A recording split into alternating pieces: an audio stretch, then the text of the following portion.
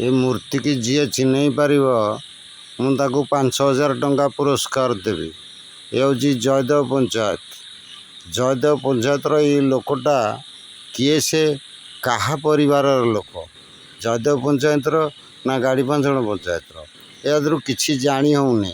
ତେଣୁ ଏଇଟାକୁ ଥାନାକୁ ଦେଲେ ହୁଏତ ଥାନାବାଲା ଚିହ୍ନିକିରି ଯାହା ଜିନିଷ ଯାହାକୁ ଦେଇଦେବେ।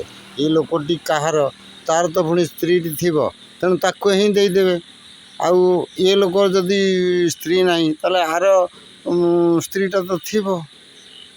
କୁଆଡ଼େ ଗଲା ସେ ସ୍ତ୍ରୀ? କେଉଁ ରାଜ୍ୟ ବୁଲୁଛି?